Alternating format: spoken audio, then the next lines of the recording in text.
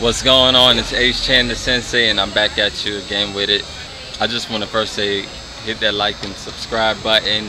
Make sure to share this video and tell your friends all about the journey.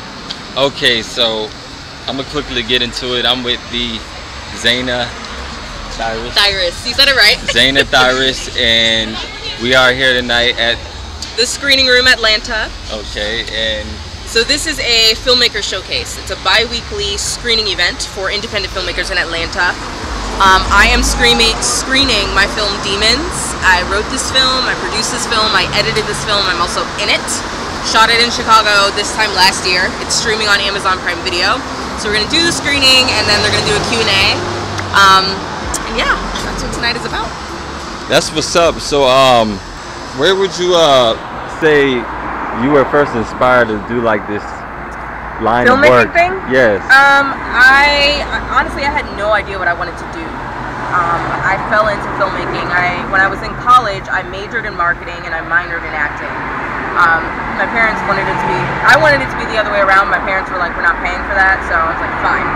My senior year, I interned at a talent agency, and that's what opened my eyes to the world of production outside of being in front of the camera. And so a lot of people thought I'd go into directing when I said I want to be a filmmaker, but I'm actually into production. So my role as a producer, you're a creative producer. I'm a creative producer, and I pride myself in being somebody who partners really well with my creative team. But my skill set lies with the logistics. My skill set lies with all of the logistical aspects of moving something from script to screen. That's what's up. Okay, so Zanah, before we, before I show everybody how tonight is gonna look, where would you tell everybody to find you at? You can go to my website, Z as in zebra, A as in apple, NAHTHIRUS @gmail.com. That has a lot of my films where you can screen them, where you can find them, and my contact information for all my social media. You're gonna put like a bar with like my website or something? Because I have a really weird name. Instagram. I'm gonna put it in the description. Okay, cool. Yeah, so make sure you all check look in the description. Also Instagram, I'm always there. So it's 2 underscores, __, and then my first name, ZANAH. Okay. Yes. So, yeah. By the way, I've done some work with Zanah. By the way, yes. It was great. Yes. It was quick. We had fun. You know. Yeah, an upcoming animated short film. He was voicing one of the characters. It was a lot of fun. We had 2 really good table reads, and then we had the record session. So we're in storyboarding, the final phases of storyboarding for that. But you can look out for that in the fall. Yes. And shout outs to Michael Anderson, by the way. Yes. He definitely was a big part of that as well. Yep, one of my directors. Yeah. Awesome. So let's have fun for the night. Yeah. So Can't this is wait. where we are. Definitely. We're at Gallery 992. So they do a lot of screening events. They do a lot of meetings. They do a lot of seminars, private events. But the screening room is bi-monthly, so twice a month, every other week. Okay. We are here Wednesdays, 8 o'clock. Yes. So if you want to see local MTV films, Crib style. Right. Well, we're just gonna follow you in for now, and as you can see, we first started. Welcome back. What are you doing? You on camera, girl? You used to being on camera already. I mean, I just got love for the art. You wanna say something for the channel? You wanna? No, I don't want to say anything for the channel. No, you don't want to. I can't stand people like him. These multi-talented triple fold people. I can't stand people like him. Thank you. Too much talent. We're gonna have some fun tonight.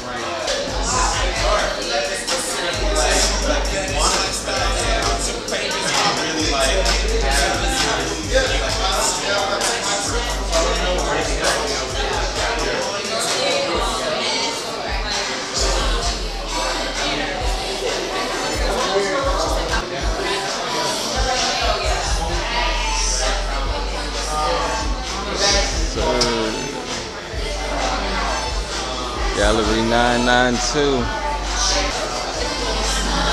Good vegan food.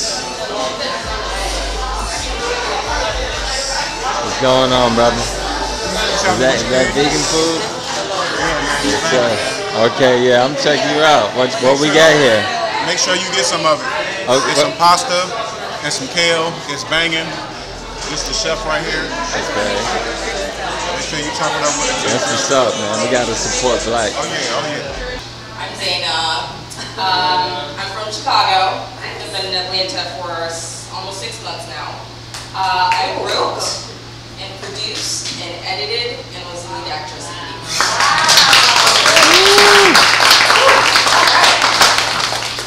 What kind of research did you have to do, or what made you even want to come up with this type of film? Well, I came across a podcast called In the Trenches, and they did a series on Facebook with the hashtag I am 911. And dispatchers wrote their 150-word words on their first phone call. And it was literally people describing people taking their last breath, people taking their own life, things like that. And I kept sharing the post like, film, where's the film? And I did that for like 2 months, and I was like, fine, I'll make it. So I actually wrote this script on my lunch break one day. I just wrote it, and then I put it away. And I sat on it for about a year. And then one of my cousins, my second cousin, is best friends with the 911 dispatcher in Chicago for 20 years. So I sent her the script, and I was like, can you tell me this is like accurate or like the worst decision I've ever made in my life? And she was like, this is painfully accurate. We have to make this. And so I was like, fine, I'll do it. Wow. So you sat in it for a year, why? Because I don't consider myself a writer. You know, story structure, character development. I'm like, what is that? I just spill on paper, and then I'm like, that's it. You know. So I was just like, you know, I produce. Sometimes I direct, but writing was not my thing. So I didn't really know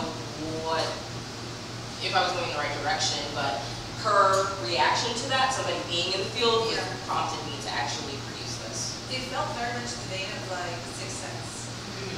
A lot of people, when they first watch it, they think that the main character is the angel of death. And I think that's very interesting, especially with the title of it all. Yeah, it's really tricky. So, what was the hardest part for you writing the script? Honestly, writing it wasn't hard. I was so inspired by the podcast and the reading the 911 dispatcher stories that it just came so naturally. I wrote it in an hour. It was just so like, it just came out. Maybe a series? It's a no. Yeah, but I think the hardest part was producing. Because when you're a writer, you are specifically thinking creatively. When you're a producer, you're thinking logistically. Absolutely. So I had to remove some of the scenes, you know, for the sake of locations, for the sake of limitations that we had with our budget. And so me taking off that writer hat creatively, putting on the producer hat, was difficult for me. And having to tell myself no. You know, so it was, that was challenging, but I think the best part of the film was my team. We did split team of about 12 people, and I had a phenomenal director. One of the things that I learned, especially in this, is the importance of having a director who makes your actors feel safe. Because these were very intense scenes, and I wanted them to feel like they could give their all. So there were in-between takes in the suicide scene where she would ask the actor, would you need a hug? And he would say, yeah. So like it was very, very touching to see her keep them on track and keep them in that space and keep them to where the hustle and bustle of my DP and my gaffer doing their thing was not keeping them out of that element. So having a good director was really, really good for me. What was the hardest part about editing, or just posting your own? Post wasn't hard, other than my editor bailed and I ended up doing it. So that's why I ended up editing it. But it was, I wrote the film, so editing it wasn't hard. I think the best part about editing was once I got it to picture lock, I gave it to my colorist, and he's like, what do you want it to look like? I was like, The Dark Knight. And that's like the only thing that I told him, and he's like, okay, so blue and green. I was like, yeah, Dark Knight. And literally, he sent me that, and I was like, it looks like The Dark Knight. And then I had a Foley artist and a sound designer as well who did the Foley. And one thing I didn't realize was how important it is to have a Foley artist. Like, her sitting in the chair in the 911 dispatch center and hearing the clicking of her headphones was all done in Foley. Her putting on her jacket, those ruffling, all the door creaks, everything you heard in sound was done in post completely. Wow. And so it just brought a whole other aspect of to the film. And then also had a phenomenal cinematographer and also camera operator. I called him Dr. Octopus because he had this rig that went through the room like this, and he held the camera like that, and he was shorter than me. So on that scene, the scene where the brother was outside of the room, he's actually standing on books to actually be like his height. It was just Apple box when you got so great. Absolutely. Yeah. What was your favorite part about creating this whole project? I think seeing it come together, script to screen is the most rewarding part of being a producer, but being the writer and also being the editor, I had a hand in all of it. So actually seeing it come to life, and it's now streaming on Amazon Prime Video. Hey. So it's like, I did that, like, holy shit. It's really, really rewarding to see it all come to life. What's next for you and your team? So I have 3 projects. First is a feature documentary film on my family. I was homeschooled until I went to college. Me and my siblings are older, and we all went to college when we were around 14 years old. And so that film just released on Amazon Prime today. So we're gonna watch it. It's called Ready, Set, Adult. The second film that I completed about 2 months ago, it's called Black Feminist. It explores intersectionality, the lack of intersectionality in mainstream feminism. That is a feature documentary. We feature doctors, lawyers, teachers. We have a character narrating it, also with archival footage and graphics. It's a beautiful piece. That is in the running for an international premiere at Montreal Feminist Film Festival and also DC Black Femme Supremacy Film Festival. This is something they produced? This is something that I wrote and I produced. Nice. Yes, and directed. Wrote, produced, and directed that one. So that's in the festival circuit. And then lastly, Man Up is an animated short film surrounding toxic masculinity. It is set in the 1980s. I actually have some of my crew here from that. Alex voiced that, one of the characters. Mike is one of my directors for that as well. That is going to be about 15 minutes. So we've done all of the script, what is it called? Table reads. We've recorded. My audio engineer has done all the mixing. That's with the animator, and we're in the final phases of storyboarding. So that's going to be done sometime later this fall. But animation takes time, so I'm not rushing that one. Wow, that's dope. Where can people find you if they want to connect with you? Thank you for coming to Atlanta. Oh yeah, for sure. Yeah. I think my website is my name. I have business cards if you want them to come grab them. But my website is Z as in zebra, A, N as in Nancy, A, H as in Harry, T as in Tom, H as in Harry, I as in ice cream, R as in Roger, U, S as in Sam.com. ZANAHTHIRUS.com. It's my Can full you say name. the whole thing? Just so they know how to say it. Zanah Thirus. ZanahThirus.com. And then Instagram is where I'm usually on the most, and that's just __ZANAH. I like it.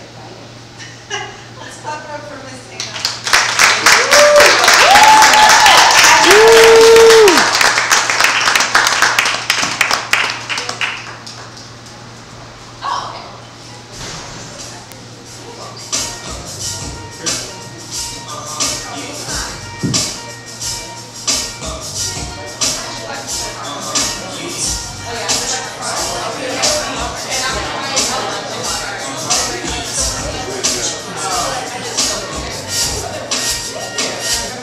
I didn't get your name. Kelly. Hey Kelly, I'm Carson. Nice to meet you. Hey, I didn't see your name.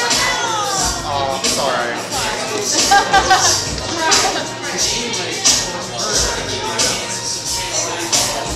You here to support somebody? I'm supporting